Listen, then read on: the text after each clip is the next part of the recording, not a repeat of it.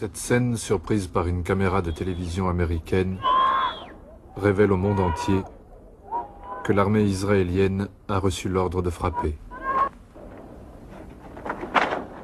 de briser les os, les bras, les mains qui lancent des pierres.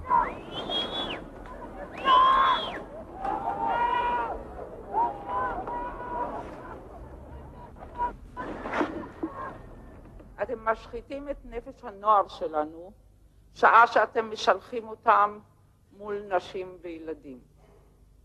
18 שנה במערכת החינוך שלנו הם לומדים את הכרזת העצמאות. הם לומדים על הושטת יד לשלום. הם מדברים על פיתוח הארץ לטובת כל תושביה. הם מדברים על שוויון האדם ואי אפליה. בהגיעם לגיל 18, אנשים בוגרים ומבוגרים, אתם משלחים אותם לפי חוקים קולוניאליים, ששר החוץ שלנו קורא להם חוקים ירדנים. אזרחי ישראל, ילדי ישראל, בשליחות ממשלת ישראל, לפי חוקים קולוניאליים, לעשות את הבלתי נכון, לא רק מבחינה מוסרית, אלא לפי כל כלל של חוק, צדק וסדר. Les consciences évoluent, mais sur 120 députés, ils ne sont encore qu'une dizaine à avoir le courage de parler ainsi. Voilà.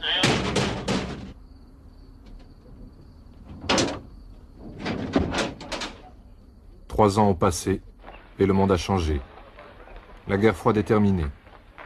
Mais ici, dans les territoires occupés, la répression continue.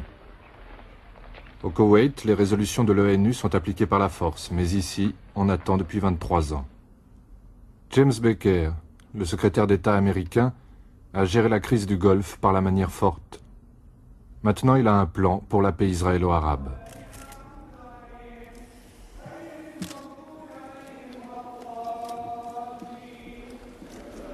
Venus de toute la diaspora, les délégués palestiniens doivent répondre aux propositions américaines pour négocier l'avenir des territoires occupés à des conditions que beaucoup jugent inacceptables. Georges Habash, le vieil adversaire d'Arafat, est à la tête de ceux qui refusent. أطفال الحجارة الذين كثيرا ما خاطبتهم من منفاك يا أخي العزيز يريدون علما ونشيدا وطنيا وجواز سفر ومقعدا في هيئة الأمم وأرضا يستندون لها لتحقيق كل أهدافهم الوطنية أي تحرير كامل التراث الوطني الفلسطيني. لا يريدون حكما ذاتيا. الثورة الفلسطينية المعاصرة لم تقدم حوالي 75,000 شهيد من أجل حكما ذاتيا. Le plan américain ne prévoit que des négociations pour un statut intérimaire des territoires occupés. Des négociations sans l'OLP. Rien encore sur le retour des réfugiés.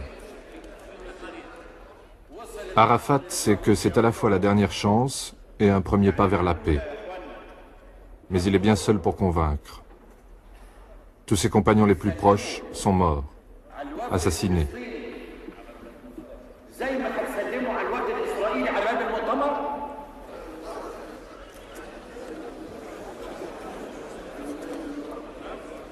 256 pour, 68 contre, 12 abstentions. Arafat a gagné.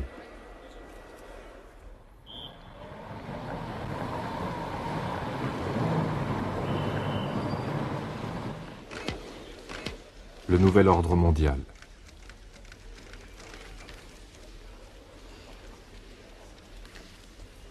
George Bush et Mikhail Gorbatchev ouvrent la conférence de la paix.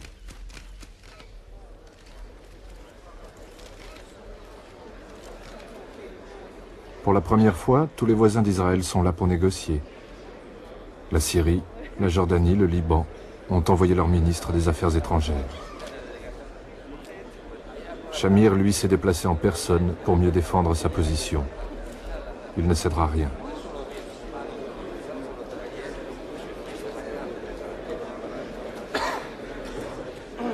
L'OLP et Yasser Arafat sont absents de la négociation. Mais la Palestine est là, représentée par Haïdar Abdel Shafi, un militant des territoires occupés. C'est un événement.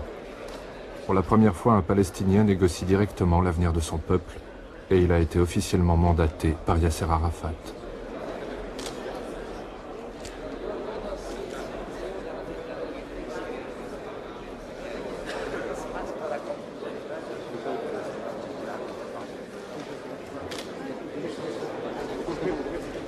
James Baker, Pax Americana. Les derniers vents de la tempête du désert ne sont pas encore retombés.